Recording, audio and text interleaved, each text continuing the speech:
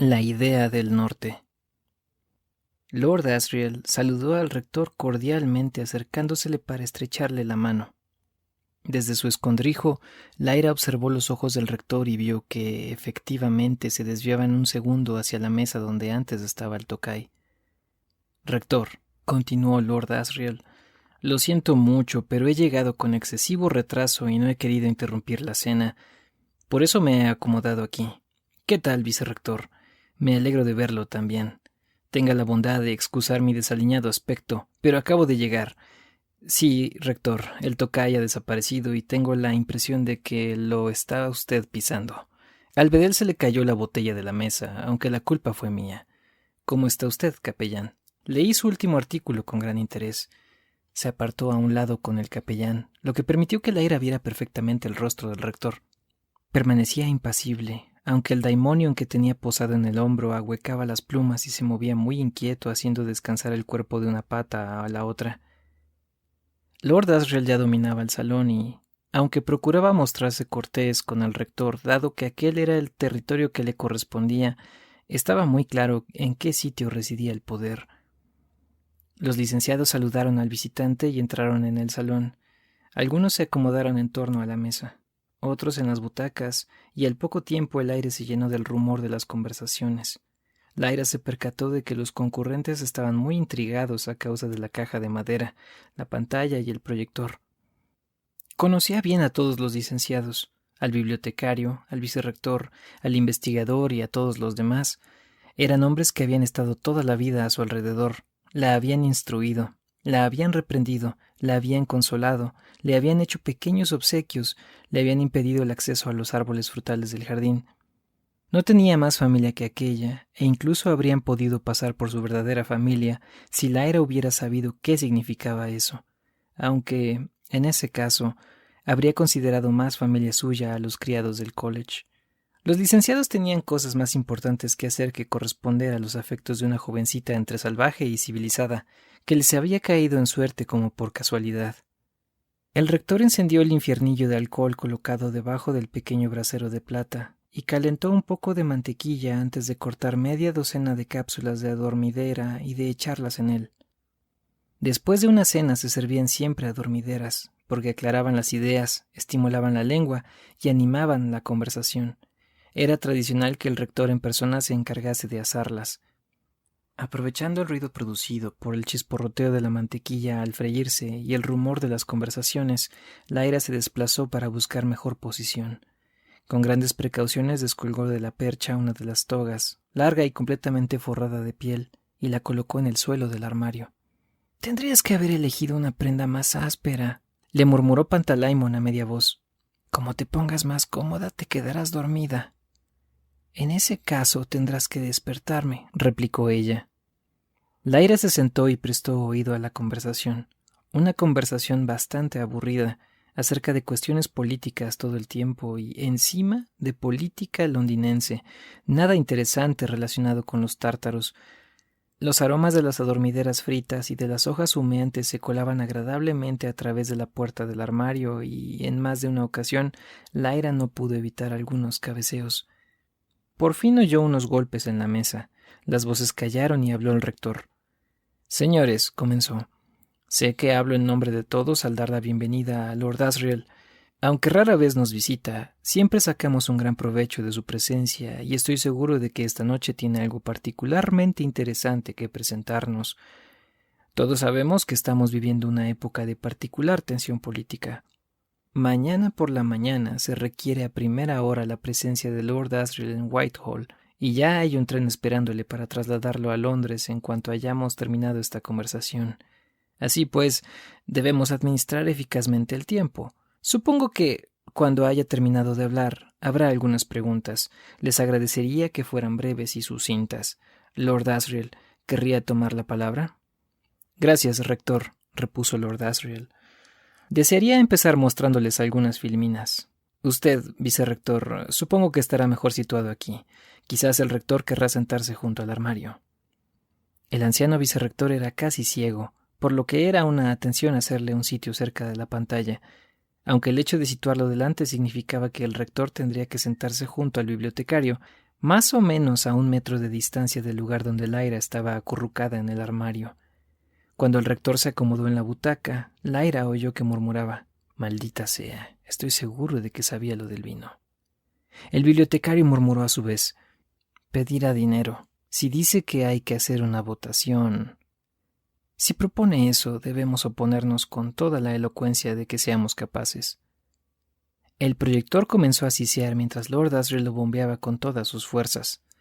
Lyra se movió un poco para dominar mejor la pantalla, donde ya relucía un fulgurante círculo blanco. Lord Asriel solicitó: «¿Puede alguien apagar la lámpara?». Se levantó uno de los licenciados para hacerlo y la sala quedó a oscuras. Lord Asriel comenzó su parlamento. «Como ya saben algunos de ustedes, hace 12 meses que llevé a cabo una misión diplomática en tierras del norte para visitar al rey de Laponia. Ese, por lo menos, fue el pretexto, puesto que mi verdadero objetivo era seguir el viaje más al norte, en dirección a los hielos, para tratar de descubrir qué había sido de la expedición de Grumman. Uno de los últimos informes de Grumman a la Academia de Berlín hacía referencia a cierto fenómeno natural que puede verse en las tierras del norte. Yo estaba decidido a investigar este particular y a descubrir todo lo que pudiera acerca de Grumman. Sin embargo, la primera imagen que tengo intención de mostrarles no tiene que ver directamente con ninguna de las dos cosas. Puso, pues, la primera filmina en la montura y la deslizó detrás de la lente. En la pantalla apareció un fotograma circular muy contrastado, en blanco y negro. Había sido tomado de noche, con luna llena, y en él aparecía una cabaña de madera a media distancia cuyas oscuras paredes resaltaban sobre la nieve que la rodeaba y que cubría el tejado formando una espesa capa. Al lado de dicha cabaña había todo un conjunto de instrumentos filosóficos que a Lyra le recordaban el parque ambárico de la carretera que llevaba a Yarnton: antenas, cables, aislantes de porcelana, todo lo cual destillaba a la luz de la luna y estaba cubierto por una gruesa película de escarcha. De pie, en primer plano, se veía a un hombre vestido de pieles cuyo rostro resultaba visible apenas, a causa de la enorme capucha con que se cubría la cabeza y que levantaba la mano a modo de saludo. Tenía al lado una figura más pequeña. Todo estaba bañado por el mismo pálido resplandor de la luna. «Este fotograma fue tomado con una emulsión corriente de nitrato de plata», explicó Lord Asriel.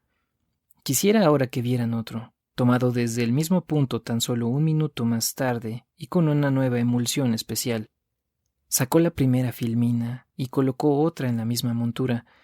Era mucho más oscura que la otra, como si se hubiera eliminado por filtración la luz de la luna. Seguía siendo visible el horizonte y destacaba en él la oscura forma de la cabaña y el tejado de tono claro a causa de la nieve que lo cubría, pero quedaba oculta por la oscuridad y la complejidad de los instrumentos. Lo que había cambiado por completo era el hombre, ya que su figura estaba inundada de luz, y de la mano que tenía levantada parecía fluir una fuente de relucientes partículas. «¿Esa luz viene de arriba o de debajo?», preguntó el capellán. «De arriba», repuso Lord Asriel, «pero no es luz, sino polvo». Algo en la manera de pronunciar aquella palabra hizo que Lyra la imaginase escrita con mayúscula, como si se tratase de un polvo especial.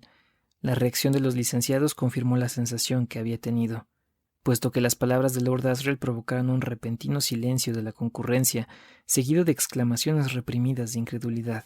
«¿Pero cómo? ¿Será posible? No puede». «Señores», atajó la voz del capellán, «dejen que Lord Asriel se explique».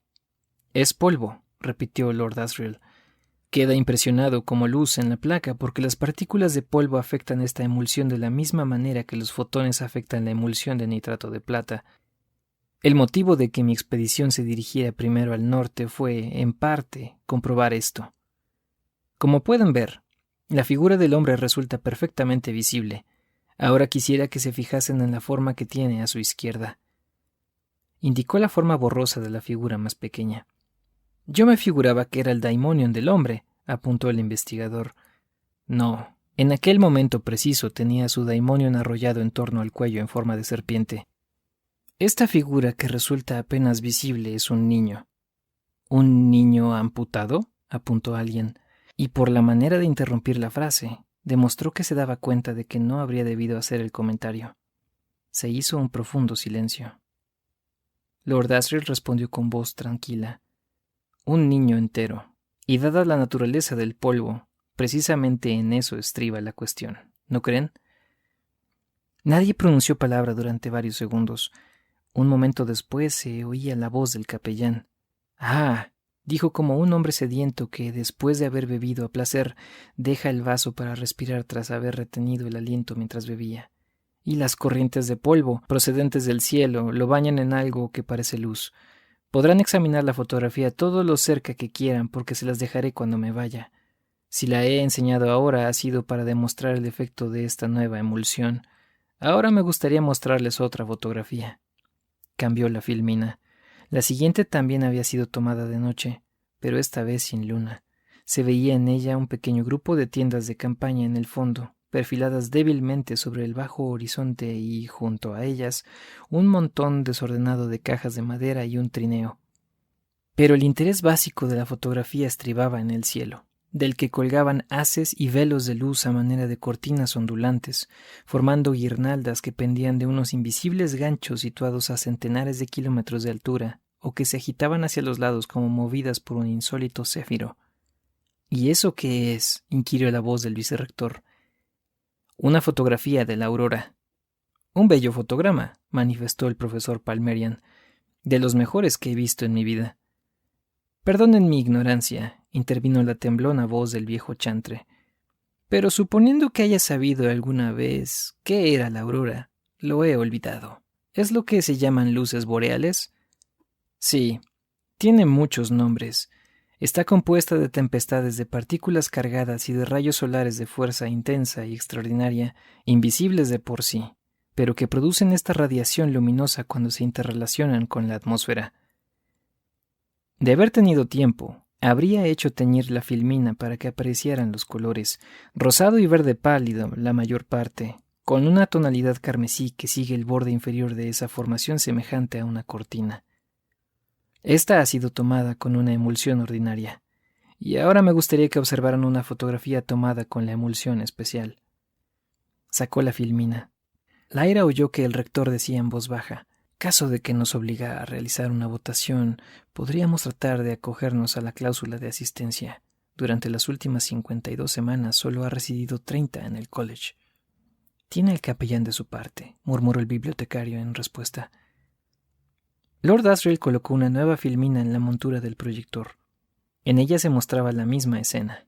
Como ocurría en el primer par de fotografías, muchas de las cosas visibles con luz ordinaria eran en esta mucho más oscuras, al igual que las rutilantes cortinas que colgaban del cielo.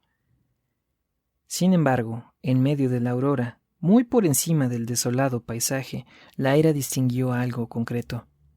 Acercó el rostro a la rendija para verlo con más claridad y se dio cuenta de que los licenciados, situados más cerca de la pantalla, también proyectaban el cuerpo hacia adelante.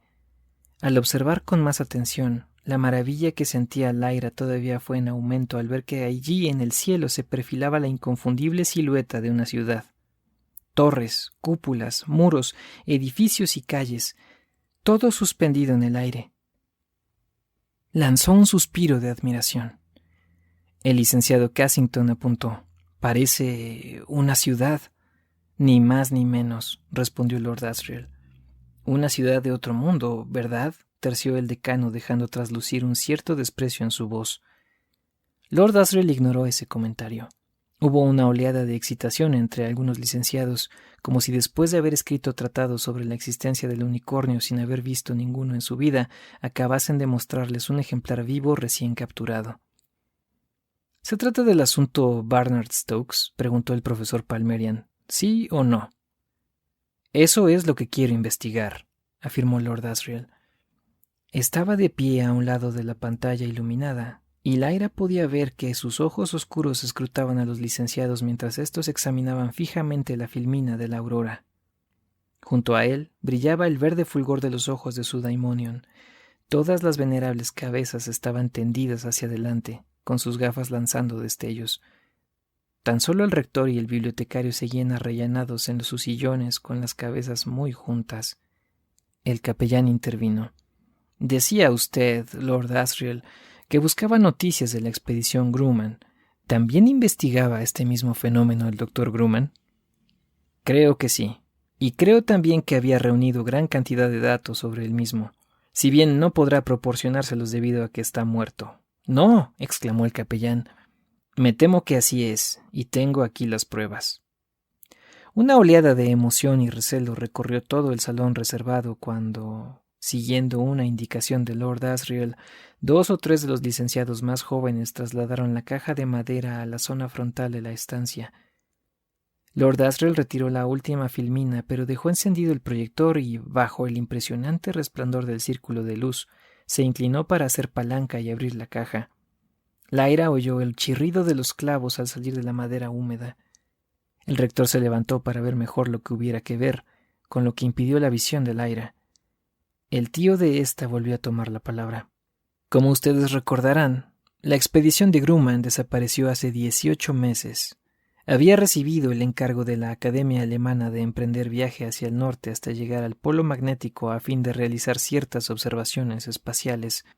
Precisamente en el curso de dicho viaje presenció el curioso fenómeno que ya hemos visto. Poco después, el hombre desapareció. Se creyó que habría sufrido un accidente y que su cadáver debía de haber quedado aprisionado todo este tiempo en alguna grieta. En realidad, no fue ningún accidente. ¿Qué ha traído aquí?, preguntó el decano. ¿Un contenedor al vacío? Lord Asriel no dio ninguna respuesta. Lyra oyó el chasquido de grapas metálicas y un siseo como de aire que entrara en una vasija. Después, silencio. Aunque el silencio no fue muy largo. Tras unos momentos, Lyra oyó un confuso vocerío en el que se mezclaban gritos de horror, sonoras protestas, exclamaciones de indignación y de miedo.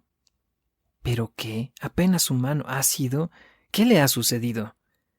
La voz del rector los hizo callar a todos.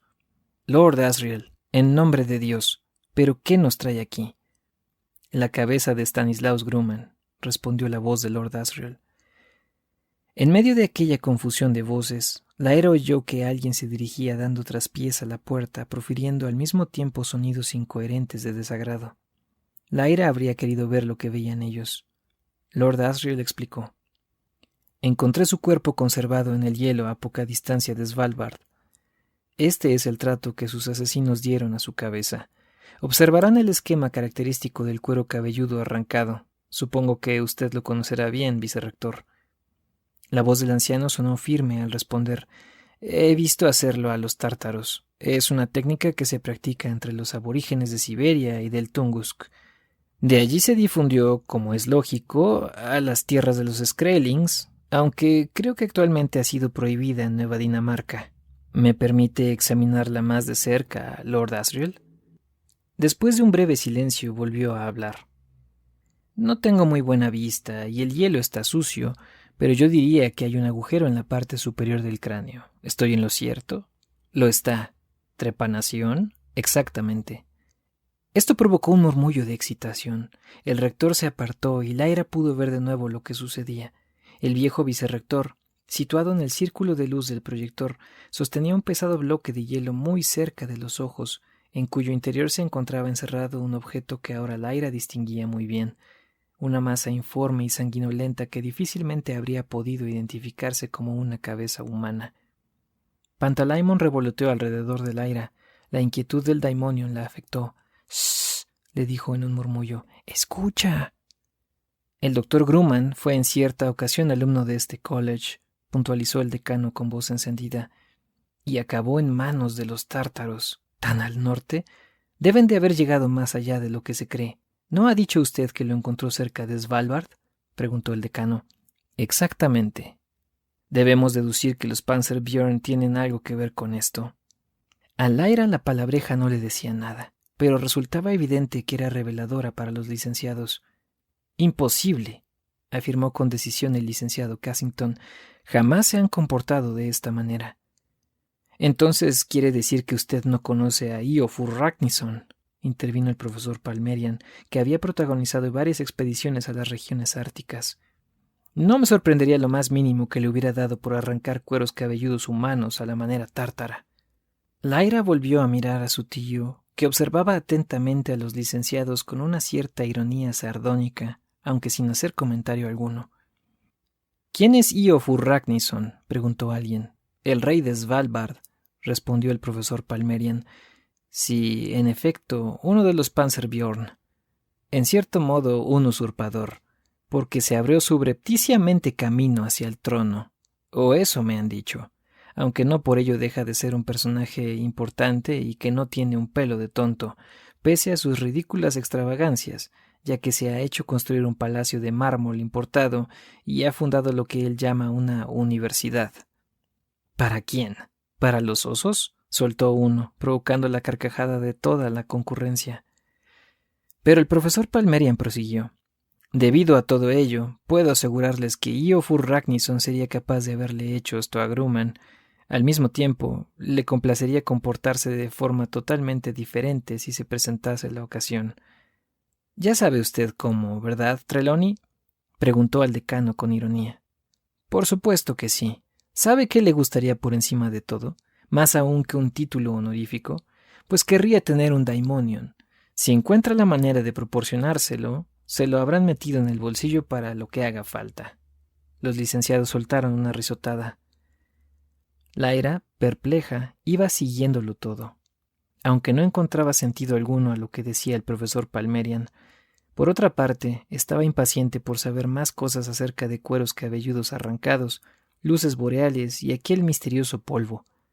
Sin embargo, se sentía decepcionada porque Lord Asriel había acabado mostrándole sus reliquias y fotografías, y la conversación no tardó en convertirse en una estira y afloja por parte del personal del college con respecto a si debían proporcionarle o no algo de dinero para preparar una expedición.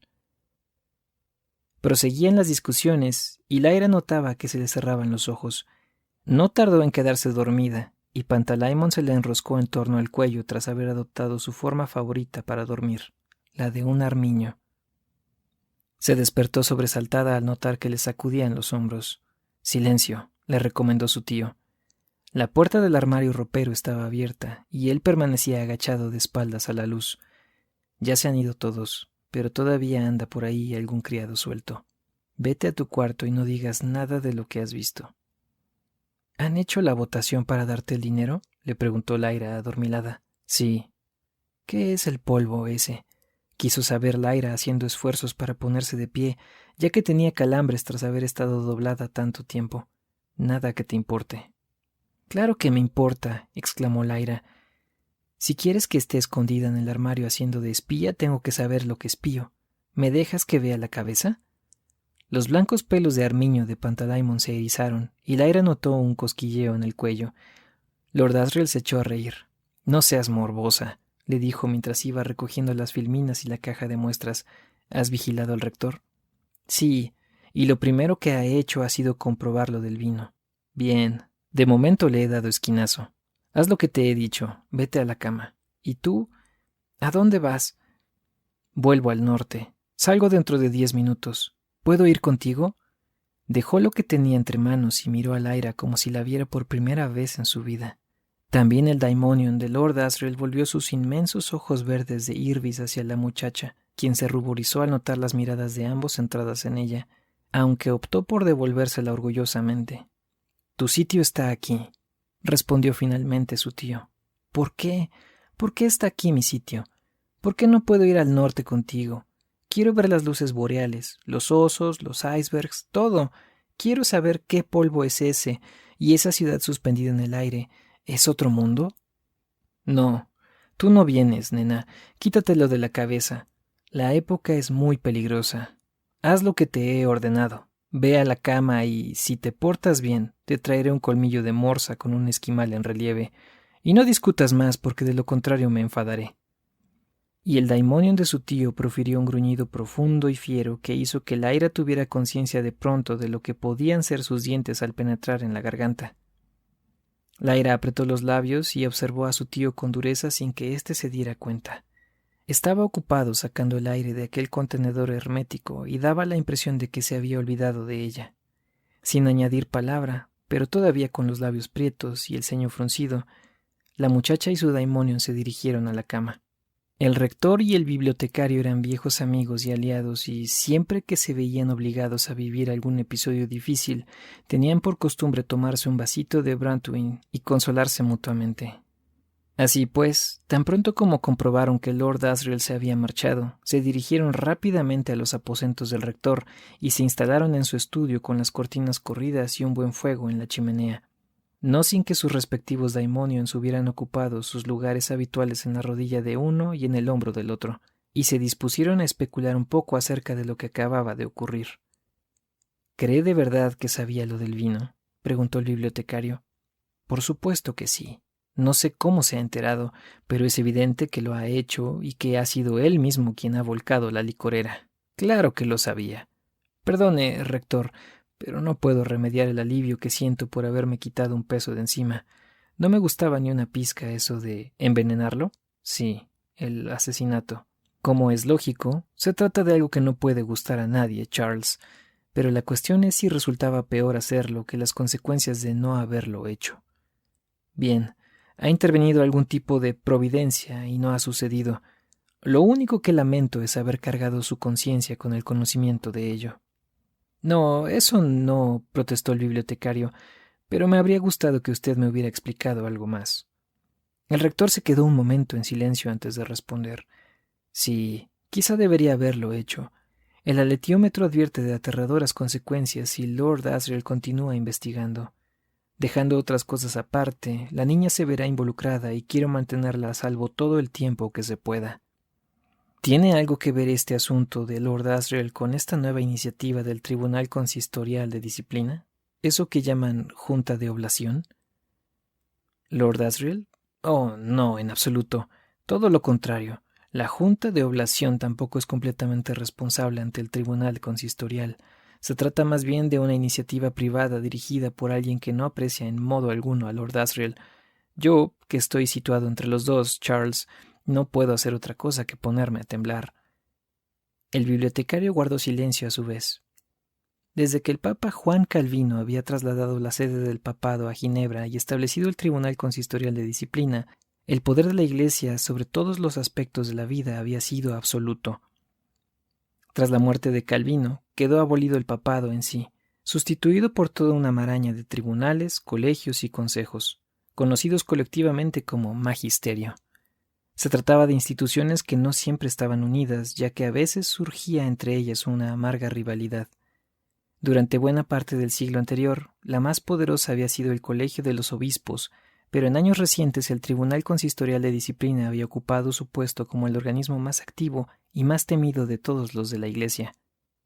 Siempre resultaba posible, sin embargo, que surgieran organismos independientes bajo la capa protectora de otro sector del magisterio, uno de los cuales era aquella Junta de Oblación a la que había hecho referencia el bibliotecario. Este sabía poco sobre la misma, pero lo que había oído decir al respecto no le gustaba y le provocaba temor, por lo que entendía muy bien la angustia del rector. El profesor Palmerian citó un nombre, dijo el bibliotecario un instante después. ¿Barnard Stokes? ¿En qué consiste eso del asunto Barnard Stokes? Ay, Charles, este terreno nos es ajeno. Según mi entender, la Santa Iglesia enseña que existen dos mundos, el mundo de todo lo que podemos ver, oír y tocar, y otro mundo, el espiritual del cielo y el infierno. Barnard y Stokes eran algo así como dos teólogos renegados que postulaban la existencia de muchos otros mundos como este, ni cielo ni infierno, sino materiales y pecaminosos. Son mundos que están muy cerca, aunque invisibles e inasequibles. Como es natural, la Santa Iglesia condenó tan abominable herejía, y Barnard y Stokes fueron reducidos al silencio. Pero, por desgracia para el magisterio, parece que hay sólidos argumentos matemáticos que confirman la teoría de los otros mundos. En lo que a mí respecta, no los conozco, pero el licenciado Cassington me ha dicho que se trata de argumentos razonables. Y ahora Lord Asriel ha hecho una fotografía de uno de estos otros mundos, apuntó el bibliotecario, y nosotros lo hemos subvencionado para que lo localice, según entiendo. Eso mismo. A ojos de la Junta de Oblación y de sus poderosos protectores, dará la impresión de que el Jordan College es un semillero proclive a la herejía, y yo, Charles, situado entre el Tribunal Consistorial y la Junta de Oblación, me veo obligado a mantener un equilibrio. Entretanto, la niña va haciéndose mayor, y no la han olvidado. Tarde o temprano tenía que verse involucrada, pero ahora, tanto si quiero protegerla como no, será arrastrada a ello. Por el amor de Dios, ¿cómo lo sabe? ¿Otra vez el aletiómetro? Sí. Lyra tiene relación con todo esto. Su papel es importante. Lo irónico del caso es que debe hacerlo sin darse cuenta de ello. Es necesario ayudarla. Sin embargo, y si mi plan del tocayo hubiera tenido éxito, podría haberse mantenido a salvo un cierto tiempo más. Habría deseado ahorrarle un viaje al norte. Cómo me gustaría poder contárselo todo a Lyra. No le escucharía, le aseguró el bibliotecario. La conozco muy bien. A la que tratas de explicarle algo serio, te atiende 5 minutos y después empieza a ponerse nerviosa. Cuando vuelve a insistir al cabo de un tiempo, compruebas que lo ha olvidado por completo. ¿Y si le hablara del polvo? ¿No cree que me escucharía? El bibliotecario profirió un gruñido como para indicar que lo consideraba improbable. ¿Por qué habría de hacerlo?, le preguntó. ¿Por qué un enigma teológico tan remoto ha de interesar a una muchacha sana e irreflexiva? A causa de lo que ella debería experimentar. Parte de esto incluye una gran traición. ¿Quién va a traicionarla? No, y en eso estriba lo más triste. La traidora es ella, y la experiencia será terrible. Lyra no debe saberlo, por supuesto, pero no hay razón para que no se entere del problema del polvo. Y usted podría equivocarse, Charles. Quizás si se lo explicaran de una manera sencilla, lo acogería con interés, y a lo mejor le serviría de ayuda más adelante, y en cuanto a mí, me ayudaría a sentirme menos inquieto por ella. Es deber de los viejos sentirse angustiados por los jóvenes, sentenció el bibliotecario, y es deber de los jóvenes menospreciar la angustia de los viejos. Se quedaron sentados un rato más, y después se separaron, porque ya era tarde. Los dos eran viejos y se sentían angustiados.